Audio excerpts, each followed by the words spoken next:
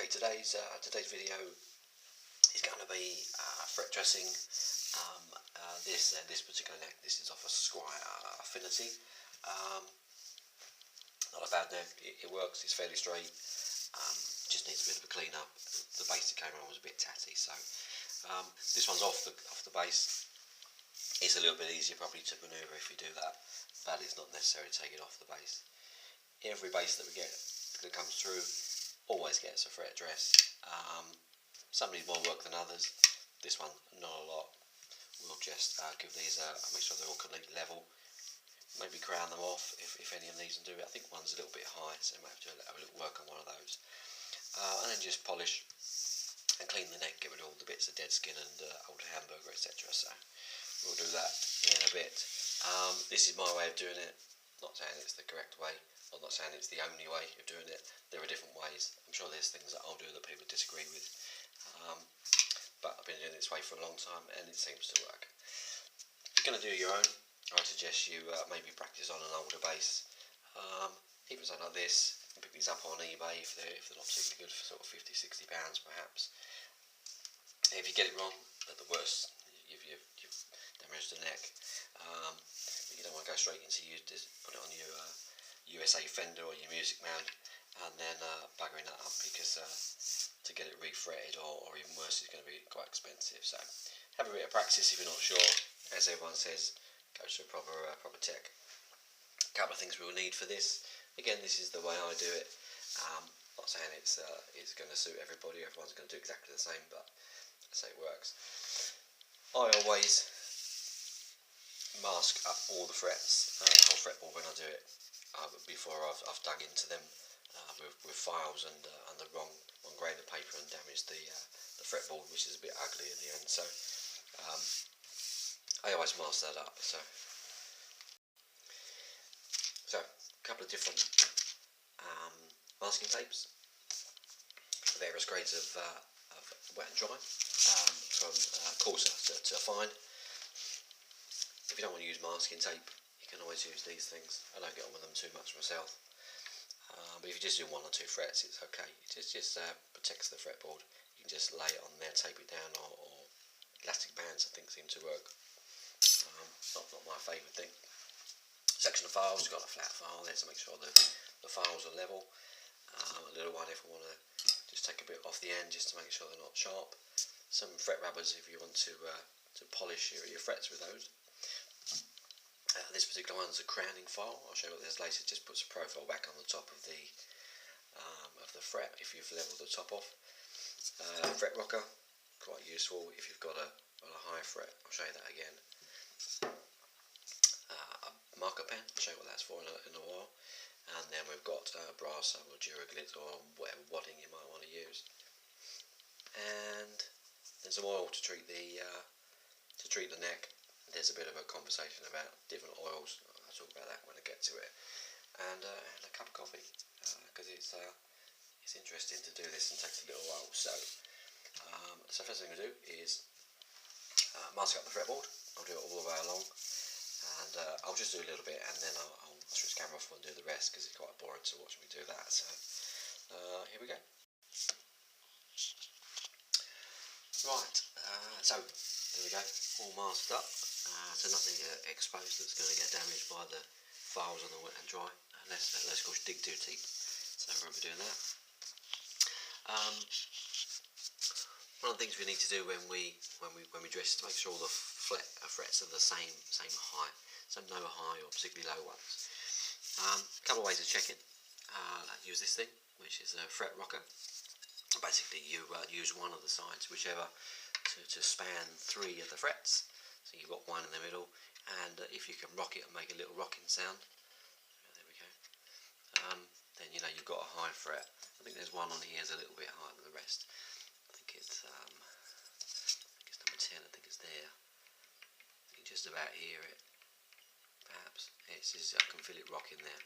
It's a bit louder, that one. So that's probably a little bit high, so we'll have a look at that. I think there's another one further up. Generally, if the frets are going to pop out, they'll be further up the top there.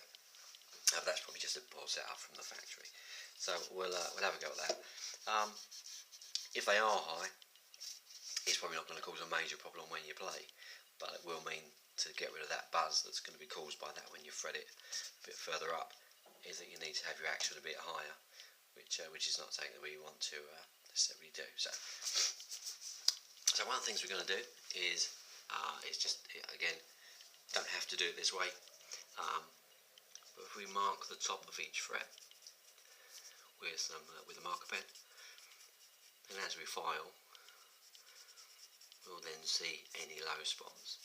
And then the idea is that once all the ink's gone, is that we've gone all completely level. We haven't got any low spots that are created, the little pits on the craters by action of string, etc. So this one's not too bad, so we shouldn't have any problems with that. So I'm just going to put the camera back at the top, and I'll carry on doing that, and we'll get on to the next bit.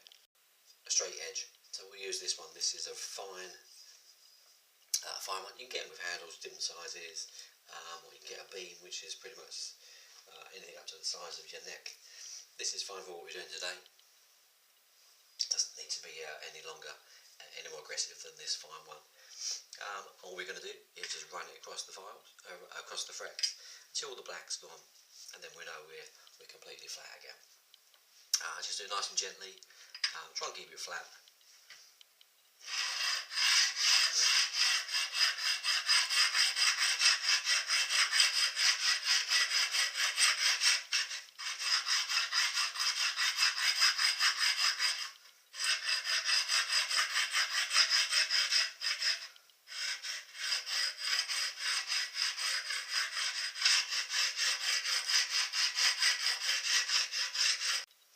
Right, hopefully you'll be able to see. So a lot of the frets are, all the black's gone from the top. We don't get too much of the top, as long as there's a clear area where the ink's gone, and we know we've done it. You look further down here, this one hasn't cleared, so that's probably a little bit low. And this one further up, which is this one here, which hasn't cleared either. So we'll have a bit more work around there. We've got all the way along the fretboard, get them all exactly the same, and then we'll come back.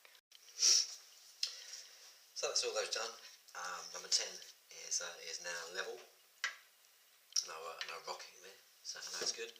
And the one at the end, we've got all the rest down to match that. So there's not a lot of debris that's come off of this, but every fret has got a nice clear line going across. One of the things we do when we do that, obviously, is we make the top of the fret completely flat, which we don't want. It still has to have a dome with a very, very tiny flat edge for you to fret on. So a fret crowning tool is always a good one. These you can get online, or the same people that supply those. So I'd have a look at those. They're just some really good tools. So we need to crown each fret. We need to crown them all exactly the same. So you need to use the same pressure and the same amount of strokes every time you do it. Otherwise, you'll wear away one too far, and then you'll have a lower fret than the rest.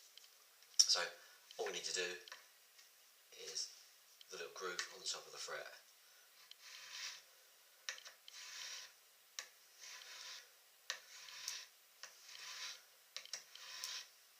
So that was, let's say 6, and we'll do it the other direction. You do it on the other side, perhaps.